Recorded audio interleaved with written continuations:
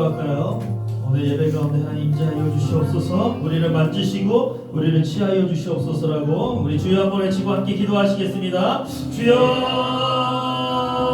하나님, 오늘도 아버지 주님의 임재를 기다립니다. 주님의 아버지 강한 아버지 성례를 아버지 시간에 알게 하시고 주님의 아버지 강한 아버지 은혜를 아버지 시간에 아버지를 깨닫는 시간이 있을 수 있도록 하나님 허락하여 주시옵소서. 예배 가운데 아버지 임재하시고 아버지 한 10년 가운데 주님의 놀라운 아버지 은혜 가운데 갈 수 있도록 하나님 허락하여 주시옵소서. 성령의 아버지 임재하여 주시옵소서. 성령의 시간 예배 가운데 아버지 임재하셔서 성령께서 아버지 우리 예배를 받아주시고 성령께서 아버지 이 시간 일하여 주시옵소서. 치유가 필요한 자들에게 치유하시고 아버지 주님이시여 주님 말씀이 필요한 자들 가운데 시간의 말씀을 하여 주시옵소서. 주께서 시기를 간절히 바랍니다. 주님하여 주시옵소서. 주님 이 시간에 주님의 성령을 간절히 사모합니다. 성령이 오늘 예배 가운데 오셔서 우리를 다스려 주시옵소서. 예수님의 이름으로 기도합니다. 아멘. 할렐루야. 힘차게 박수 치면서 함께 찬양할 텐데요. 여러분들 아마 처음 들어보는 찬양입니다. 이 찬양은요, 제가 그 수아를 얻은 기쁨에 만든 노래예요. 찬양의 노래예요. 이 찬양을 우리가 한번 불러보는 이유는요, 이제 작별 캠프에 우리 가는데 거기에 이제 교재 1번, 2번에 있는 곡입니다. 그래서 곡을 좀 알아야 될 것 같고, 저희들도 이 찬양을 해본 적이 없어서 익숙하지 않아가지고요. 또 한번 경험해보고자 또 이 찬양을 함께 나누고자. 그래서 나나나 송인데요. 예, 이렇게 됩니다. 코드 한 번만 눌러주시겠어요? 나나나나나나나나나나나 수아. 이거는요 감탄사 수아예요. 수아 이름이 여기서 나왔어요. 수아. 그래서 우리 수아의 이름은요 감탄사입니다. 너무 기쁜 나머지 수아. 그래서 이 노래를 할 때, 이 찬양을 할 때 여러분들이요, 여러분들이 가장 기뻤던 때를 한번 생각해 보세요. 가장 기뻤던 때, 하나님이 우리에게 주신 가장 큰 기쁨 가운데 수아 하면서 감탄을 하면 좋겠습니다. 이 수아는요, 그 스웨덴인가 거기에서 이렇게 출발한 그 사우나의 그 앞에 앞글자 수아입니다. 그 시원하다라는 뜻이 있대요. 시원하다는 뜻. 그래서 여러분들 함께 할 때 노래 잘 모르시면 쏴만 외쳐주십시오. 쏴 이렇게 외치시면 됩니다. 같이 찬양하겠습니다. 박수.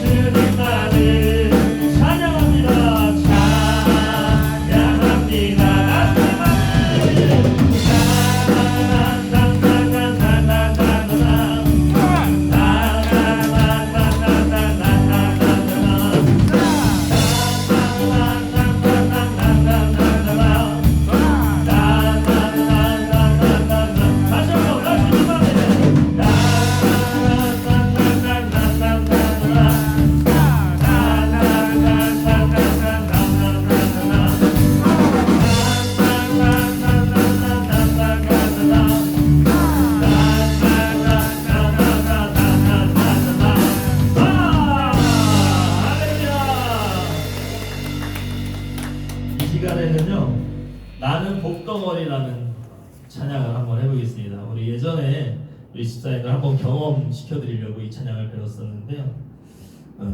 이 찬양도 저희 작별 교재에 있는데요. 제가 악기를 많이 가르치다 보니까 아주 쉬운 것도 어려운 사람들이 있는 거예요. 그래서 보통 코드가 한 마디에 코드가 하나씩 있는데 코드를 두 마디에 하나씩으로 한번 만들어 보자 해서 만들었던 찬양이에요. 나는 곡덩어리. 그리고 이 이제 가사가 우리가 주님의 하나님의 자녀로 정말 귀한 존재다라는 것을 우리가 좀 상기시키려고 가사를 썼고요. 이 찬양 한번 같이 고백해 보도록 하겠습니다. 할렐루야. 나는 곡덩어리 나의 가는 길에 주님이 계셔 나는 모든 자들 복 주시며 나는 곡덩어리 나와 함께하는 모든 이들 주님의 복 넘치다 자기를 한번 다시 한번 나는 곡덩어리 나의 가는 길에 주님이 계셔 나는 모든 자들 복 주시며 나는 곡덩어리 나와 함께하는 모든 이들 주님의 복 넘치시며 우리 옆사람을 보고 너는 곡덩어리 너는 곡덩어리 너의 가는 길에 주님이 계셔 나는 모든 자들 복 주시며 나는 곡덩어리 너와 함께하는 모든 이들 주님의 복 넘치시며 우리 소리만서 너는 곡덩어리 너는 곡덩어리 너의 가는 길에 주님이 계셔 나는 모든 자들 복 주시며 너는 곡덩어리 너와 함께하는 모든 이들 주님의 복 넘치시어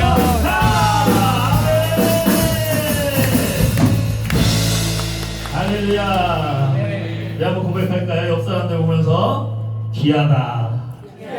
귀하다, 귀하다, 귀하다, 귀하다, 귀하다, 귀하다.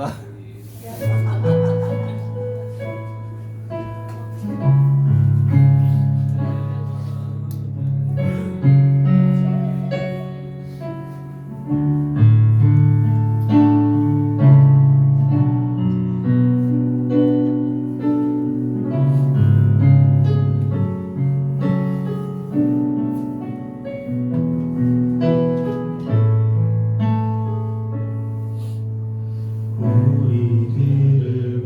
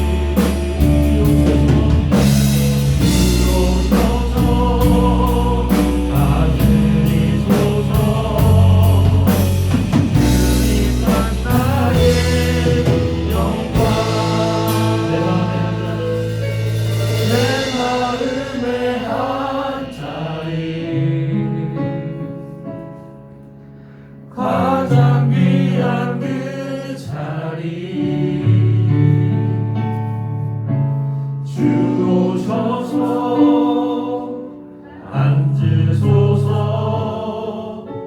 주님만 나의 몸에 내 마음의 한 자리 가장 귀한 그 자리 주 오셔서 다스리소서. 주님만 나의 영광. 주님, 우리 마음에 그 어떤 자리도 주님의 자리를 내어드리지 못하고 하루하루 살아간 저희들을 용서하여 주시옵소서. 이 시간 주님 안에, 주님 앞에 우리들의 마음을 내려놓사오니 우리의 마음 가운데 앉으셔서 주님께서 주인 되어 주시옵소서. 오늘 예배 가운데 임자여 주시고 예배 가운데 말씀하여 주시옵소서. 예수님의 이름으로 기도합니다. 오늘 말씀은 요한복음 8장 1절부터 11절까지입니다. 오늘 한번 같이 읽어보도록 하겠습니다. 자, 시작. 예수는 감람산으로 가시니라. 아침에 다시 성전으로 들어오시니 백성이 다 나온지라. 앉으서 그들에게 가르치더니 서기관들과 바리새인들이 은행 중에 빈 여자를 끌고 와서 가운데 세우고 예수께 말하되 선생이여 이 여자가 가늠하다가 현장에서 잡혀나이다. 모세는 율법에 이러한 여자를 돌로 치라 명하였거니와 선생은 어떻게 말하겠나이까. 그들이 이렇게 말하면 고발할 조건을 얻어 예수를 시험하기로라. 예수께서 몸을 굽히사 손가락을 땅에 쓰시니 그들이 묻기를 맞지 아니하는지라. 이에 일어나 이르시되 너희 중에 죄 없는 자가 먼저 돌을 치라 하시고 다시 몸을 굽혀 손가락으로 땅에 쓰시니 그들이 이 말씀을 듣고 양심의 가책을 느껴 어른으로 시작하여 젊은이까지 하나씩 나가고 오직 예수와 그 가운데 서는 여자만 남았더라. 예수께서 일어나사 여자 외에 아무도 없는 것을 보시고 이르시되 여자여 너를 고발하던 그들이 어디 있느냐. 너를 정죄한 자가 없느냐. 대답하여 주여 없나이다. 예수께서 이르시되 나도 너를 정죄하지 아니하노니 가서 다시는 죄를 범하지 말라 하시니라. 아멘.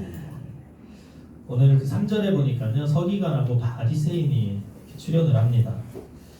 예수님을 어떻게 해서든 함정에 빠뜨리려고 하는 그런 이들이 있어요. 그들이 누구예요? 오늘 서기관과 바리새인들입니다. 이들에게 아주 좋은 기회가 생겼어요. 누군가 이 불륜 남자의 현장을 발견했고 그 자리에서 여자를 끌고 왔어요. 현장에서 가늠하다 잡힌 여자. 저 예수는 뭐라고 할까? 이 서기관과 바리새인들이 아주 기쁜 마음으로 이 여자를 데리고 옵니다. 모세율법에는 돌로 치라 되어 있는데 선생님은 어떻게 하시겠습니까? 이 사람들의 이런 행동 방식을 봤을 때 뭔가 이렇게 정의롭고 법에 맞는 해결책을 찾으러 온 사람 같지는 않아요. 범죄한 사람을 어떻게 할지도 중요하지 않아요. 그들에게 중요한 건 오늘 예수님을 함정에 빠뜨리는 거, 예수님을 곤란하게 만드는 거. 모세의 율법대로 하면 돌로 치라고 해야 되는데, 그러면 그동안 예수님이 가르쳤던 그 사랑, 자비, 이거의 내용과는 상반될 테고, 풀어주라고 하면 율법을 어기게 되는데 어디 한번 보자라는 마음으로 이 종교 지도자들이 예수님을 고발하는 거예요. 근데요, 그들의 고발하는 상황이요 좀 상식적이지 않아요. 여러분들 가만히 생각해 보면 상식적으로 어떻게 해야 되냐면, 여러분 범죄 현장에서 범죄자를 잡았어. 여러분 상식적으로 어떻게 해야 돼요? 경찰서로 가야죠. 경찰서. 그렇죠? 재판장으로 가야겠죠. 지금 같으면 경찰서고요. 근데 그들이 어디로 왔어요? 예수님께 왔어요. 예수님께. 이게 상식적으로 벌써 이상해요. 여러분 예수님은요 아무런 이런 법적인 결정권이 없어요. 또 여러분 간음죄라고 하면 혼자 간음을 하나요? 상대가 있어야 되잖아요. 상대가. 여자가 있으면 남자가 있어야 되는데 남자는 없어요. 여자만 데리고 왔어요. 그러니까 이 모든 상황이 상식적이지 않아요. 이상해요. 그들은요 단지 예수님을 골탕 먹이는 데 목적이 있기 때문에 이런 상식적이지 않은 현상들이 이렇게 일어나는 거예요. 근데 왜 그들은 예수님을 골탕 먹이려고 할까? 도대체 왜 그들은 예수님을 못 잡아 먹어 안달일까? 이 예수님은 왜 유대 종교 지도자들과 앙숙이 된 걸까? 도대체 유대 사회에 어떤 일이 일어났길래 이렇게 앙숙이 됐을까? 일단 이 유대 사회에는요 어떤 문화가 있었냐면 죄인이라고 낙인을 찍는 문화가 있었어요. 병자나 가난한 자, 뭐 직업군으로는 뭐 이렇게 몸을 파는 사람이라던가 오늘 또 세리, 뭐 이런 사람들, 또 장애인들 이런 사람들을 그냥 이렇게 뭐 가난하다는 이유로 또는 병자라는 이유로 또 유대 사회가 정해놓은 직업군에 따라 그 사람들이 어떻게 살아가는 거하고 상관없이 그냥 죄인이라고 낙인을 찍는 그런 문화가 있었어요. 그러니 죄인이라고 낙인 찍힌 사람들은 그저 죄인으로밖에 살 수 없어요. 그냥 죄인이야. 한번 그렇게 찍히면. 조선시대에 노비로 태어나면 그냥 노비로 살아가잖아요. 노비로 태어났다라는 이유로 멸시와 천대를 받고 그들은 그저 양반들의 노예로 양반들을 위해서 그들의 삶이 희생됩니다. 양반들은 더욱더 그들의 싼 혹은 거저와 같은 인건비로 더 큰 부를 축적하게 되고 그래서 빈부의 격차가 더 커지고요. 그러므로 노비의 삶은 더 힘들어지는 거죠. 마찬가지예요. 유대 사회도요. 이 조선시대와 같이 죄인이라는 계급이 아니지만 계급 같은 게 있었어요. 죄인이라고 낙인 찍힌 사람은 유대 공동체와 함께 할 수 없었어요. 어울릴 수 없었어요. 자신들의 의지와 상관없이 왕따를 당할 수밖에 없었어요. 그들의 삶은 처참하게 무너졌고 슬픔과 외로움과 억울함과 비통함에 하루하루 살아가는 사람들이었어요. 그런 삶 가운데 예수님이 오셨고 예수님이 그들을 변호하기 시작했어요. 삭개오라는 사람이 있어요. 여러분 다 아시죠? 삭개오라는 사람. 키가 작은 삭개오. 거기에 그 삭개오의 직업이 뭐냐면 세리예요. 세리. 근데 세리 중에 뭐예요? 세리장이에요. 그러니까 키가 작은 것도 살짝 죄인 취급당했어요. 병자는 아니지만 그 유대 문화 가운데 뭔가 살짝 부정해. 그때 문화가 어떤 문화가 있었냐면 장애가 있는 사람들은 죄를 지어서 저렇게 된 거야 라고 이렇게 말하는 그런 시선이 있었어요. 장애인 수준으로 작은 건 아니지만 이 키 작은 삭개오에게 그것은 콤플렉스였어요. 그리고 그는 세리였어요. 세리는 그 시대에 아주 큰 죄인으로 취급받았어요. 그런데 또 세리장이야. 이 당구로 따지면 뭐예요? 쓰리쿠션이에요. 쓰리쿠션. 그런 그가 예수님을 만납니다. 사실은요, 예수님이 의도적으로 삭개오를 찾아갔어요. 예수님은 이미 삭개오를 알고 있었습니다. 여러분, 삭개오가 어떤 사람이에요? 삭개오는 우리가 모두 다 부정하다, 죄인이다 라고 알고 있어요. 그리고 그 당시도 그렇게 취급을 했어요.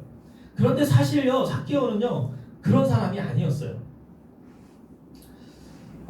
사실 삭개오는 사람들이 생각하는 죄인이 아니었어요.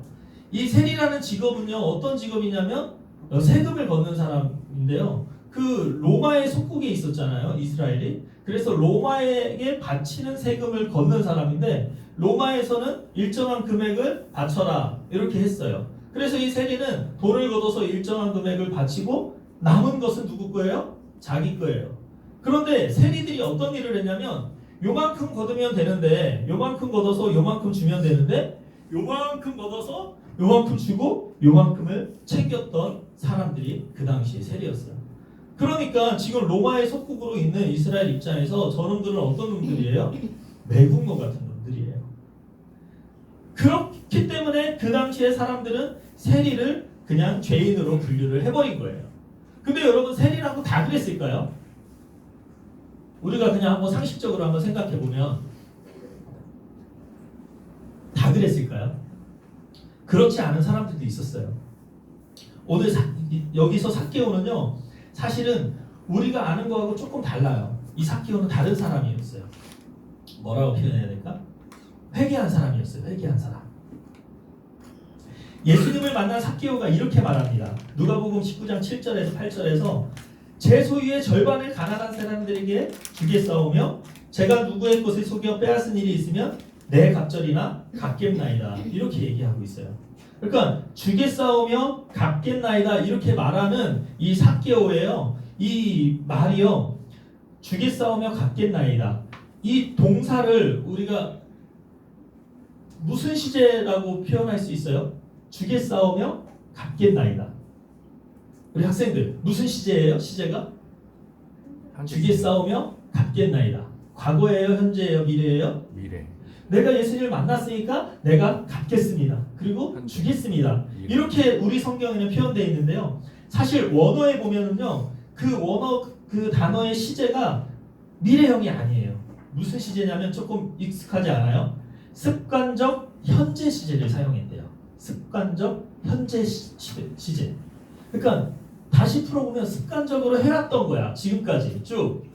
그러니까 주어왔으며 갚아왔나이다. 이렇게 표현해요. 이 삭개오는요. 비록 그 시대에 세리장으로 살 수밖에 없었지만 그는 어디선가 예수님에 대해 듣고 예수님의 말씀대로 살아왔던 거예요. 그래서 그는 그렇게 주워왔고 많이 거는 게 있으면 가난한 사람이 있으면 주워왔고 많은 것들을 거뒀으면 4배로 갚아왔던 사람임에도 불구하고 이 사람은 어디에 속해 있어? 어디 부류에? 죄인 부류에 속해 있기 때문에 영원히 죄인이었던 거예요. 그러니까 이스라엘의 이 죄인으로 낙인 찍은 문화가 심각한 문제들을 낳는 거예요. 선한 사람들까지도 죄인으로 취급당하며 무시하고 멸시와 천대를 받았던 거라는 거죠. 그럼에도 불구하고 세상은요 삭개오를 뭐라고 하냐면 죄인이라고 규정합니다. 대체 누가 죄인을 자신들의 마음대로 규정했는가? 누가 죄인인데 예수님이 오셔서 이렇게 죄인의 낙인 찍힌 사람들을 변호하기 시작한 거예요. 그러니 유대 지도자들이요 미치는 거예요.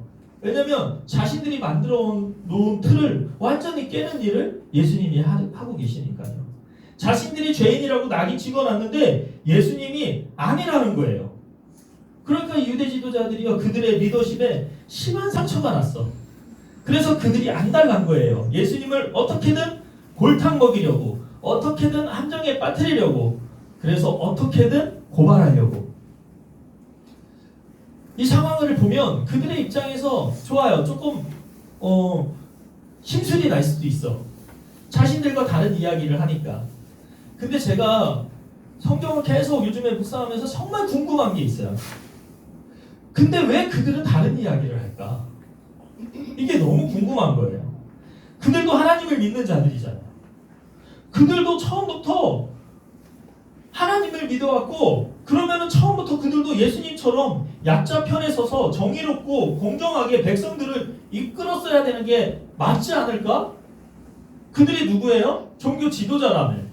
그러니까 하나님을 믿는 사람이고 그 하나님을 믿는 하나님을 그 백성들에게 가르치는 사람이라며. 그러면 왜 예수님하고 똑같은 생각을 하지 않을까? 예수님하고 똑같은 생각을 했다면 이런 일이 일어나지도 않았겠죠. 그렇죠? 그리고 유대 사회가 이렇지 않았겠죠. 엉망진창이잖아요. 그들은 왜 예수님과 다른 이야기를 할까? 우리가 그 당시 시대적인 상황을 이해할 필요가 있는데요. 요거는 우리가 한번 이해하고 넘어갔으면 좋겠어요. 왜냐하면 앞으로 계속 이 배경이 나와요. 유대의 배경이 지금 이 배경이잖아요. 왜 이런 일들이 일어났는지, 왜 그들이 이렇게 예수님과 다른 이야기를 하는지를 좀 알고 갔으면 좋겠습니다.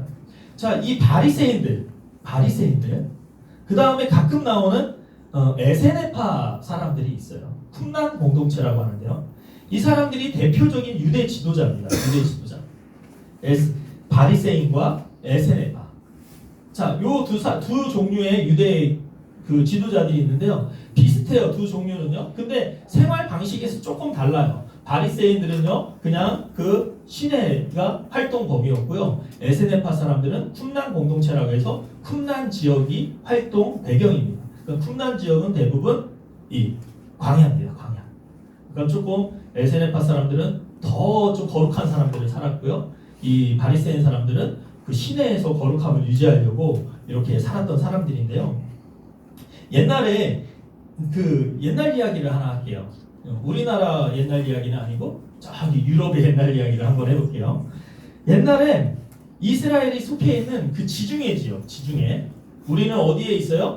태평양 지중해 지역에 여러 나라들이 있었는데 그 여러 나라, 그 지중해 지역에 어떤 일이 일어났냐면 그리스라는 나라가 있어요. 그리스. 여러분 아시죠? 그리스라는 나라. 이 그리스라는 나라의 왕이 누구냐면 아주 유명합니다. 맞춰보세요. 알렉산더. 들어봤죠? 알렉산더라는 왕이 있었어요. 이 알렉산더라는 왕이 이 지중해 연안의 모든 나라를 차지했어요. 마치 일본이 한국과 여기 아시아를 다 점령한 것처럼 중국까지 다 먹었잖아요. 그것처럼 이 그리스라는 나라가 그 지중해 연안의 모든 나라를 차지했어요. 그리고 자연스럽게 그들의 문화, 그들의 언어가 그 지역에 퍼졌습니다. 그들의 신관, 그들의 사상, 그들의 언어, 그리스 문화. 이 그리스 문화를 우리는 뭐라고 부르냐면 여러분 들어봤을 거예요. 헬레니즘. 들어보셨죠? 자, 헬레니즘이라는 것은 그리스 문화를 얘기해서 헬레니즘이라고 하는 거예요. 그 그리스 문화 헬레니즘이 그 지중해 연안을 덮었어요. 왜냐하면 그리스가 그 나라들을 다 차지했으니까. 그래서 그 지역에 헬레니즘이 다 퍼졌습니다. 근데 문제는 얼마 후에 그 패권이 바뀝니다. 그 지중해 연안의 패권이 그리스라는 나라에서 어디로 바뀌냐면 로마로 바뀝니다. 로마. 그러니까 로마가 다시 그 지중해 연안의 모든 나라를 다 먹은 거예요. 그러니까 지금 이스라엘은 누구의 속국이에요? 여기 본문에 로마의 속국이에요. 로마의 속국. 그러니까 현재 상황이 이스라엘을 놓고 봤을 때 현재 상황이 그리스라는 나라가 이스라엘을 먹고 그 다음에 패권이 바뀌어서 로마가 이스라엘을 먹고 그런 상황이에요. 그래서요 이 그리스의 알렉산더가 로마에 의해서 망합니다. 완전 다 망해요. 이제 그 지역의 모든 패권이 로마로 넘어갔어요. 근데 여기서 아이러니한 상황이 일어납니다. 이 지역 전체가 로마에게 넘어갔으면 어떻게 돼야 되냐면 그 지역의 모든 문화가 로마의 문화로 바뀌어야 되는데 그 지역의 문화가 헬레니즘으로 그대로 남아있는 거예요. 그러니까 다시 얘기하면은 로마는 힘으로 그리스를 먹었어요. 근데 그리스는 거꾸로 문화로 로마를 먹어버린 상황이에요. 그래서 이 지중해의 많은 나라들은요 다 로마의 지배 아래 있지만 그리스 문화, 헬레니즘의 영향 아래 있었던 거예요. 그러니까 이스라엘 입장에서 볼 때 지금 어때요? 혼돈인 거예요. 혼돈. 막 엄청나게 혼돈스러운 거예요. 그리스가 이 나라를 막 점령을 했다가 또 로마를 점령을 했는데 문화는 그리스 문화가 여기를 막 점령해서 헬레니즘이 막 이렇게 돌고 있는 그런 상황인 거예요. 그러니까 이스라엘 입장에서 이 분위기 세상이 미친 것 같아요. 유대 사회의 기준으로 봤을 때 세상이 미친 거예요. 그들은요 그동안 하나님만을 믿고 그 세계관으로 살아온 그들에게 이 엄청난 헬레니즘의 세계관은 혼돈이었던 거예요. 혼돈. 그래서 그들에게 있어서 뭔가 지금 너무 엉망으로 돌아가고 이 미쳐있는 이 세상의 흐름 가운데 뭔가 좀 스톱을 해야겠다. 스톱. 막 이스라엘 백성들이 다 세상 문화에 휩쓸려 가는 거예요. 지금 세상 문화가 뭐예요? 헬레니즘 문화. 우리 헬레니즘 문화, 그리스 문화 하면은 여러분 기억나는 게 뭐가 있어요? 그리스? 신화. 또 스토아 철학이 헬레니즘인가요? 잘 모르겠네. 스토아 철학. 그리고 지식. 많은 지식들. 그래서 여기에 그냥 유대 민족들이 다 휩쓸려 가는 거예요. 그래서 누군가는 이거를 멈춰야겠다 해서 스탑을 외친 사람들이 누구예요? 바리새인들이에요. 에세네파 사람들이에요.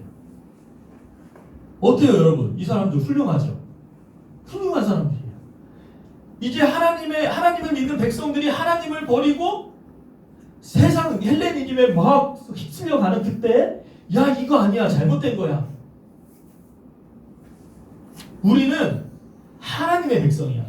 우리는 구분된 사람들이야. 그래서 세상 사람들하고는 구분돼야 돼 라고 외치면서 그 운동을 벌였던 게 바로 이 에세네파 사람들과 바리새인들입니다. 이 에세네파는요, 세영아 띄워줄래? 쿰난 공동체라고 표현하는데요, 이 쿰난 공동체는 에세네파에 속한 사람들입니다. 에세네파에 속한 사람들이 쿰난 지역을 중심으로 모여서 산다고 해서 쿰난 공동체라고 이렇게 얘기를 합니다. 그들은요, 독자적으로 율법을 해석하고 엄격한 계율에 따라 수도 생활을 하는 사람들을 말합니다. 이들의 대부분은 시내를 벗어나서 광야에 들어갔고요. 이 에세네파의 대표적인 인물은 바로 세례 요한입니다. 또 이제 바리새인들은요, 우리가 바리새인들을 좀 안 좋게 보는데 사실 그들은요, 원래 건강한 동기로 일어난 사람들이에요. 에세네파와 같이 율법을 철저히 지키자. 그래서 세상으로부터 부정한 것으로부터 우리가 구별하자 라고 외쳤던 사람들이 바로 이 바리새인들입니다.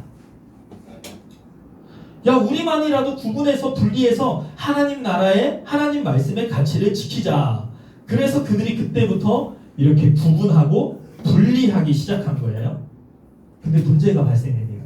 구분하고 분리하는 과정 가운데 어떻게 구분을 했냐면, 자기들처럼 이렇게 하나님의 말씀대로 살지 않는 모든 사람들을 뭐다라고 표현해요?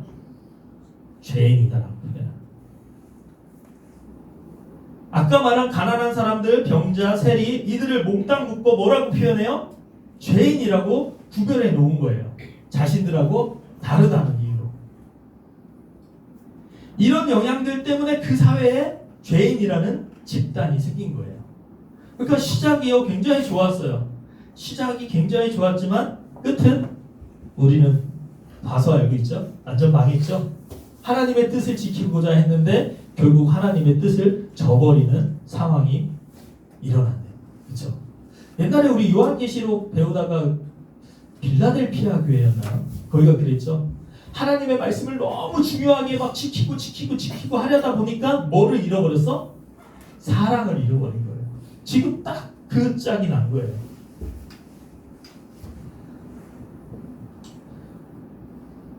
좋은 의도로 시작한 그들의 운동은 결국 하나님의 뜻을 저버리게 됐고요. 처음에 그렇지 않았는데 이제 완전히 변질된 상태가 된 게 지금 이 상황이에요. 지금 이 상황.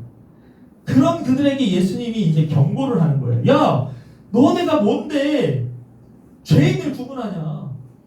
너희들이 도대체 뭔데 죄인을 구분해? 하나님의 사랑과 하나님의 정의는 도대체 어디 가고 누가 이런 구분을 하느냐? 사실 오늘 그 유대 지도자가 바로 이 바리새인들. 또 여기 오늘 본문에서는 서기관들은 말씀을 가르치는 사람들입니다. 그 사람들에게 오늘 예수님이 돌이킬 기회를 주시는 거예요. 돌이킬 기회를. 근데 오늘 본문에서 그들은 돌이킬 기회를 잡기보다는 자신들의 자존심을 지키는 것을 따랐습니다. 스크래치난 우리들의 자존심의 회복을 위한 좋은 기회가 생겼네. 미끼가 생겼어. 꼴 보기 싫은 저 예수라는 자에게 골탕을 먹일 아주 좋은 미끼가 생겼네. 예수님의 리더십에 큰 상처를 낼 좋은 미끼. 어디 한번 볼까? 그리고 현장에 잡힌 여인을 예수님께 데리고 오죠. 여러분, 이 상황을 우리가 이렇게 제3의 눈으로 봤을 때 어떻습니까? 한심하죠. 여러분, 회개할 기회가 있을 때 회개하십시오. 네.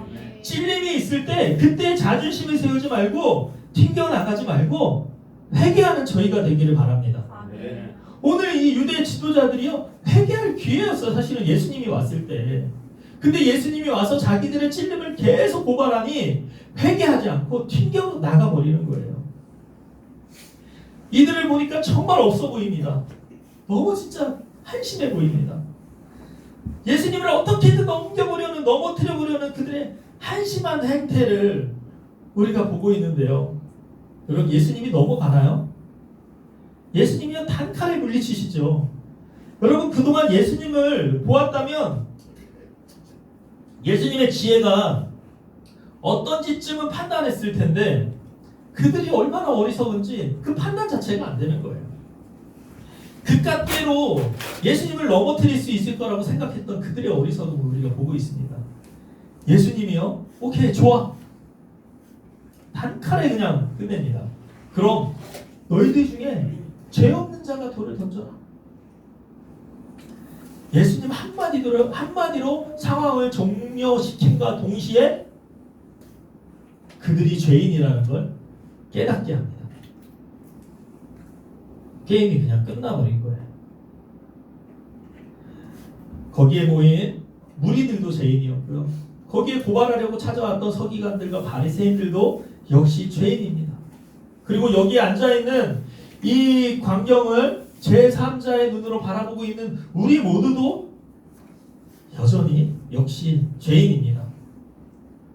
그러니 우리가 누구를 죄인이라고 정죄합니까?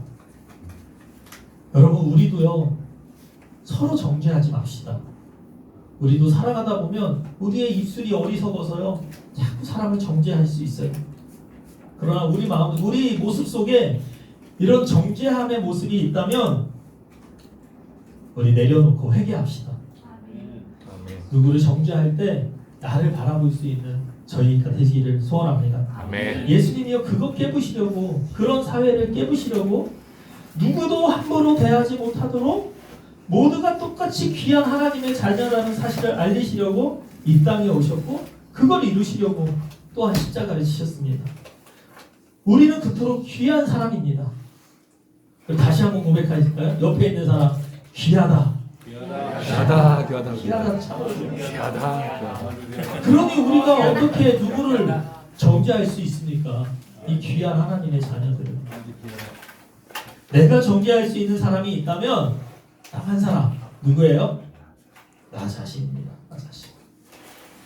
나 자신에게 관대하고 남에게 엄격한 사람이 되지 말고요, 나에게 엄격하고 남에게 관대한 사람이 되시는 저와 여러분 되기를 소망합니다. 아멘.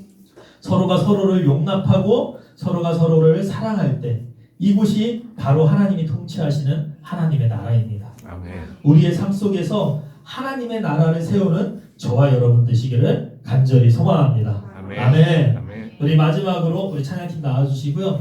우리 나는 복덩어리, 너는 복덩어리, 우리 함께 고백하고요. 첫 번째로는 내가 얼마나 귀한 사람인가를 나에게 다시 한번 복돋아 주시고요.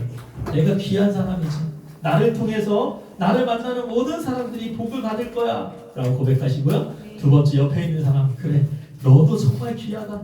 너도 복덩어리다. 너도 하나님이 우리에게 보내주신 복덩어리 자녀이다 라고 고백하시고 우리 축도로 예배를 마치도록 하겠습니다. 직구도 한번 눌러주시고요. 바로 찬양하겠습니다. 나는 복덩어리, 나의 가는 길에 주님이 계셔.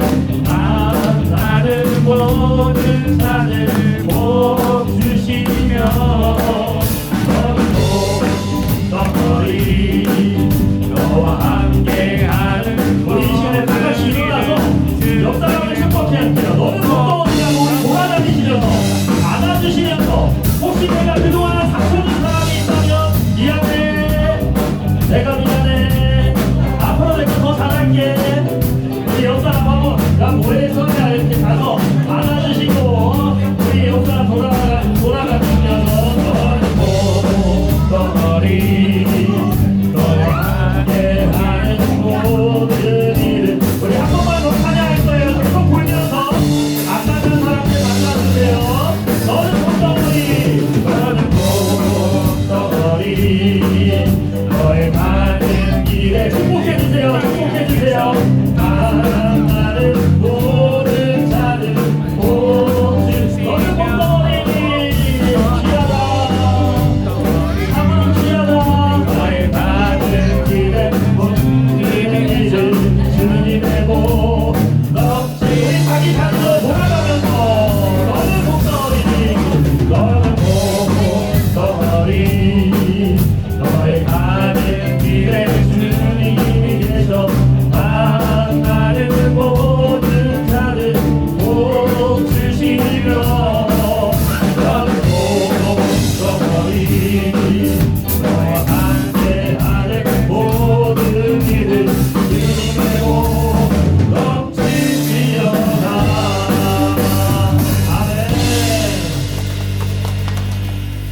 기도하겠습니다. 사랑의 하나님, 우리를 주님의 자녀로 부르시고 또 우리를 귀한 하나님의 자녀로 삼아주시니 감사합니다. 그럼에도 불구하고 나 자신만 귀하다고 생각하고 남에게 정죄하는 우리의 입술을 가지고 있습니다. 하나님, 실수로든 혹은 알고든 내가 정죄한 것들이 있다면 용서하여 주시고 앞으로 하나님, 사람을 정죄하는 것이 아니라 나 자신을 엄격하게 주님 앞에 거룩한 사람으로 살기를 다짐하는 저희들이 될 수 있도록 하나님 축복하여 주시옵소서. 이제는 우리 주 예수 그리스도의 은혜와 하나님 아버지의 크신 사랑하심과 성령님의 인도하심, 내주하심이 우리의 입술이 정죄하지 않고 서로를 사랑하기를 원하는 여기 모인 하나님의 자녀들 머리 위에 이제로부터 영원토록 함께 있기를 간절히 축원하옵나이다. 아멘.